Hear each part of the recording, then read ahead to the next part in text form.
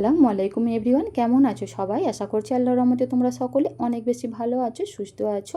আবারও চলে এসেছি নতুন কোনো রেসিপি নিয়ে। আমার আজকের রেসিপি বেসনের মধ্যে দুধ গুলে দারুণ স্বাদের ইউনিক একটি মিষ্টি রেসিপি তোমাদের সঙ্গে শেয়ার করব। এখন আর বাইরে বাজার থেকে চড়া দামে মিষ্টি কিনে না খেয়ে বাড়িতেই খুব সহজে দারুণ সুস্বাদু এই মিষ্টিটা তৈরি করে নিতে পারবে।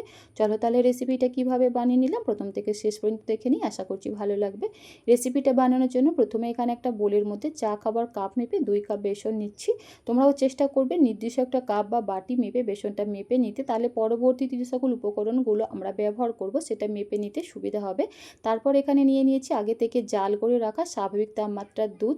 এই দুধটাকে অল্প অল্প করে অ্যাড করে একটা হ্যান্ড উইচ দিয়ে খুব ভালোভাবে নেড়েচেড়ে মিশিয়ে একটা ব্যাটার আমাদের তৈরি করে নিতে হবে।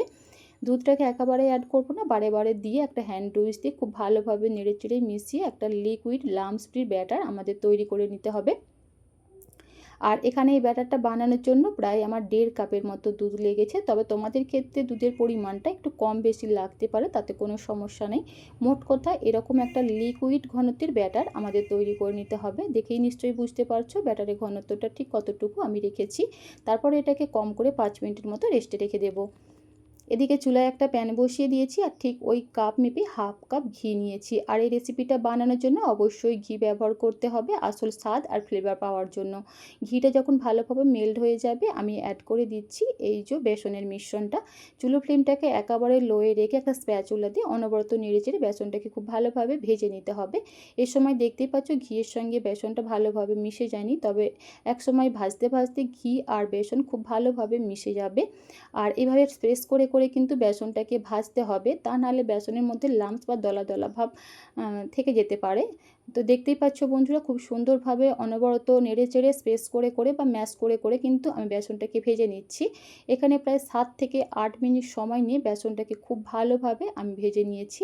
আর এই মিষ্টিটা বানানোর জন্য কোনো রকম তাড়াহুড়ো করলে হবে না, চুলোর ফ্লেমটাকে বাড়ালেও হবে না। একটু সময় নিয়ে খুব ভালোভাবে বেসনটাকে ভেজে নেবার পর আমি 3-4 চামচের মতো সুজি অ্যাড করলাম। সুজিটাকে দিয়েও খুব ভালোভাবে বেসনের সঙ্গে আবারও ভেজে নিচ্ছি।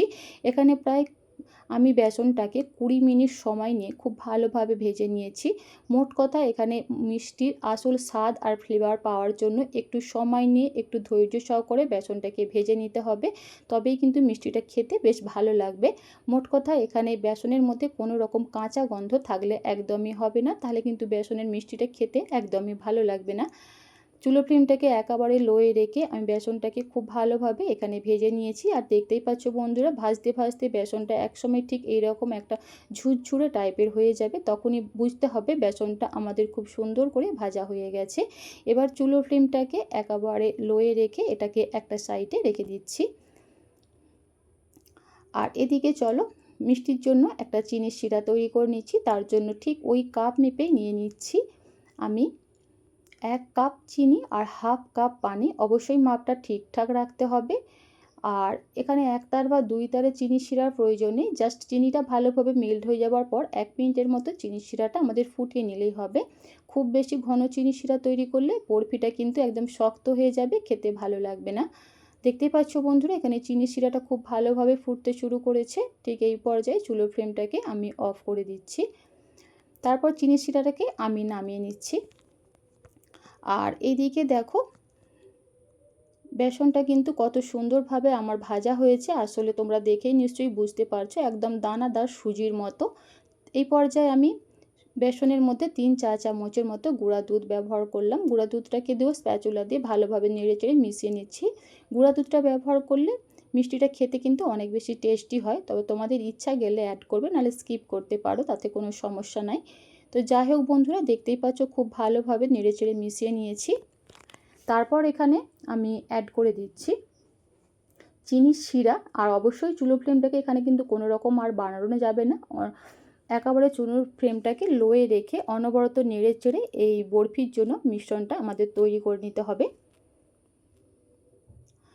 মিষ্টিটা বানানোর জন্য অবশ্যই সময়ের দরকার, একটু ধৈর্যের দরকার। কোনো রকম তাড়াহুড়ো কিন্তু একদমই করবে না, তাহলে কিন্তু এই যে বরফির এই মিশ্রণটা পুড়ে যেতে পারে, তাতে স্বাদ আর ফ্লেভার কোনো কিছুই ভালো লাগবে না, খেতে কিন্তু একদমই বাজে লাগবে। সুন্দর একটা ফ্লেভারের জন্য হাফ টিস্পুনের মতো এলাচ গুঁড়ো দিয়েছি আর দিয়ে দিলাম 1 চিমটের মতো নুন। শেষ পর্যায়ে এলাচ গুঁড়োটা ব্যবহার করলে মিষ্টির মধ্যে সুন্দর একটা ফ্লেভার পাওয়া যায়। আবারও খুব ভালোভাবে নেড়েচেড়ে মিশিয়ে নিচ্ছি। আর সব শেষে নামানোর আগে দিয়ে দিলাম 1 টিস্পুনের মতো ঘি। ঘিটা দিয়েও খুব ভালোভাবে নেড়েচেড়ে মিশিয়ে নিচ্ছি। তো এখানে বরফির জন্য আমাদের বেসনের এই মিশ্রণটা কিন্তু একদমই রেডি। আর এই যে দেখতেই পাচ্ছ বন্ধুরা, একটু হাত দিয়ে চেক করে নিচ্ছি কত সুন্দরভাবে কিন্তু এখানে এই মিশ্রণটা হাতের মধ্যে দলা পেকে যাচ্ছে আলতো হাতে চাপ দিলে। তো যাই হোক, এবার চুলোর ফ্লেমটাকে অফ করে আমি এটাকে নামিয়ে নিচ্ছি। আর যে পাত্রের মধ্যে আমি বরফিটা সেট করব সেই পাত্রের মধ্যে প্রথমে একটা সাদা খাতা আমি নিয়ে নিয়েছিলাম, তার উপরে আমি সামান্য একটু তেল ব্রাশ করে নিয়েছি। আর তারপরে এই যে আমি পেস্তা বাদাম আর কাজু বাদাম দিয়ে দিচ্ছি। তবে ড্রাই ফ্রুট তোমরা তোমাদের ইচ্ছা মতো যে কোনো কিছুই এখানে অ্যাড করতে পারো, অথবা কোনো কিছু ব্যবহার না করলেও হবে, এমনিতেই বরফিটা কিন্তু খেতে অনেক বেশি টেস্টি হয়। আমি এখানে কাজু, পেস্তা আর কয়েকটা কিশমিশ দিয়ে আমি এই বরফিটাকে তৈরি করে নিচ্ছি। তারপর এই যে বেসনের মিশ্রণটাকে আমি দিয়ে দিচ্ছি। তারপর একটা স্প্যাচুলা দিয়ে এভাবে চেপে চেপে বরফিটাকে সেট করে নিতে হবে। দেখতে পাচ্ছ বন্ধুরা, খুব সুন্দরভাবে কিন্তু আমি স্প্যাচুলা দিয়ে এইভাবে সেট করে নিয়েছি। এবার এটাকে বাইরে রেখে 1 ঘন্টার মতো ভালোভাবে সেট হওয়া পর্যন্ত অপেক্ষা করব। চাইলে তোমরা ফ্রিজে রেখেও এটাকে ভালোভাবে সেট করে নিতে পারো। তো এখানে প্রায় 1 ঘন্টা পর আমি ফিরে আসলাম। আর দেখতে পাচ্ছ বন্ধুরা, এখানে বরফিটা কিন্তু খুব সুন্দরভাবে আমার সেট হয়ে গেছে, হাতের মধ্যে লেগেও যাবে না। তো যাই হোক, এবার দেখো উপর থেকে এই যে সাদা খাতাটা আমি তুলে নিচ্ছি। আর দেখেই নিশ্চয়ই বুঝতে পারছো বন্ধুরা এখানে কতটা সুন্দরভাবে আমার এই মিষ্টিটা তৈরি হয়েছে। কেউ কিন্তু দেখে বুঝতেই পারবে না এটা তুমি বাড়িতেই বানিয়েছো, বাজার থেকে কিনে আনোনি। অসম্ভব টেস্টি হয়, অসম্ভব মজার হয়। তো চলো এবার মিষ্টিটা তোমাদের আমি কেটে দেখাচ্ছি। তো আমার কাট করা দেখেই তোমরা নিশ্চয়ই বুঝতে পারছো কতটা পারফেক্টভাবে এই বরফিটা তৈরি হয়েছে। তোমরা তোমাদের ইচ্ছা মতো যে কোনো শেপেই এই মিষ্টিটা কেটে নিতে পারো।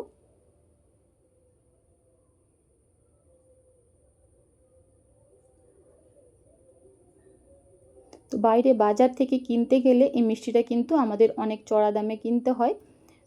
চাইলে তোমরা বাড়িতেই খুব সহজে শুধুমাত্র বেসন আর অল্প একটু দুধ দিয়েই মিষ্টিটা তৈরি করে নিতে পারবে। একদম সফট, আর দেখতেই পাচ্ছ কতটা পারফেক্টভাবে তৈরি হয়েছে, মুখে দিলেই কিন্তু মিলিয়ে যাবে। তো আজকের আমার এই মিষ্টি রেসিপি তোমাদের কেমন লাগলো অবশ্যই কিন্তু কমেন্ট করে জানিও। আজ তাহলে এই পর্যন্তই, আবারও দেখা হবে নতুন কোনো রেসিপিতে। আল্লাহ হাফেজ।